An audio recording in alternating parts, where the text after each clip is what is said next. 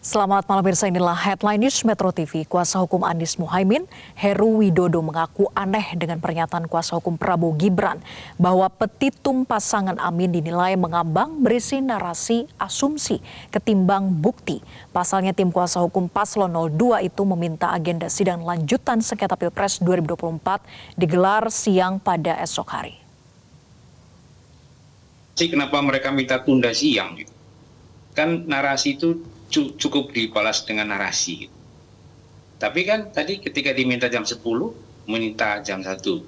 Itu ya secara tidak langsung menunjukkan bahwa ada sesuatu yang serius yang harus dipersiapkan untuk dijawab. Itu yang pertama. Kemudian yang kedua, kalau petitum, mungkin yang dimaksud oleh mereka itu adalah posita. Ya, kalau petitum kan jelas, kami meminta diskualifikasi. Itu karena kenapa? Karena terbukti ada pelanggaran yang terukur, tidak terpenuhinya syarat calon pasangan nomor urut 2 gitu, sehingga seharusnya mereka tidak ikut itu. Karena nggak memenuhi syarat, maka didiskualifikasi, kemudian kita minta ulang tanpa ada mereka karena mereka tidak memenuhi syarat. Nah, kalau soal dalil yang disampaikan itu sudah terang benderang, pelanggaran terukur itu sudah ada buktinya, putusan DKPP yang menyatakan KPU melanggar prosedur. Satu. Kemudian bukti yang kedua, SK KPU mengenai penetapan pasangan calon itu mendasarkan pertimbangannya pada PKPU 19/2023 yang di dalamnya masih mengatur syarat calon itu 40 tahun. Bukan yang 35, bukan yang di bawah itu. Nah, itu jelas ya, pembuktiannya sederhana. Dan kami yakin kemudian nanti dibukti kuatkan dengan keterangan ahli bagaimana kekuatan SK itu kalau ada cacat.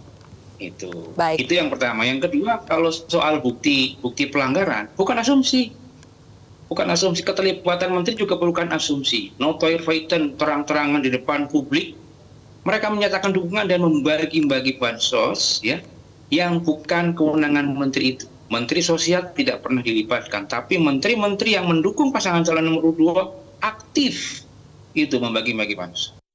Sementara itu, Wakil Ketua Tim Hukum Prabowo Gibran, Fahri Bahmid, menilai gugatan sengketa Pilpres 2024 yang diajukan pasangan Anies Muhaimin dan Ganjar Mahfud masuk dalam ranah etik, proses, dan harapan. Fahri pun meminta agar Mahkamah Konstitusi tidak dijadikan sebagai keranjang sampah. Kan perkara dari kedua pemohon ini, kalau kita mau mengakumulir dalam satu gagasan besarnya yang pertama ada persoalan etik. Seperti disampaikan Bang Heru tadi, bahwa misalnya ada ketua KPU yang disanksi, kenapa nggak dipecat? Itu ranah etik. Yang kedua, ada juga misalnya ranah proses, ada ranah tahapan. Misalnya tentang orang mempersoalkan tentang status hukum daripada putusan nomor 90, yang mana KPU tidak tidak melakukan review atau merevisi PKPU 19/2023 misalkan. Itu ranahnya di mana? Harus diuji secara berjenjang dan seterusnya. Nah, persoalan bahwa undang-undang pemilu kita ini kompatibel dengan peristiwa-peristiwa konkret seperti itu urusan nanti. Itu urusan lain gitu. Nantilah setelah kita selesai melaksanakan pemilu ini, undang-undang ini nanti kita sempurnakan dengan cara apapun dalam rangka untuk menjawab permasalahan-permasalahan konkret yang terjadi saat ini, itu urusan lain. Makanya saya katakan tadi waktu dalam doorstop tadi, konferensi pers, saya katakan bahwa kalau hal-hal yang sifatnya ius constituendum tentang cita-cita hukum apa yang kita mau mengatur ke depan, nantilah setelah kita ini baru kita merevisi kembali undang-undang pemilu. Karena produknya juga adalah produk DPR bersama dengan pemerintah sebelumnya tentunya. Jadi kalau misalnya terdapat keadaan-keadaan yang barangkali tidak terselesaikan dengan cara yang benar, karena dianggap misalnya rules-nya yang tidak ideal, bukan berarti kita mengatakan bahwa Mahkamah Konstitusi bisa menjadi keranjang sampah untuk menyelesaikan semuanya. Jelajahi cara baru mendapatkan informasi. Download Metro TV Extend sekarang.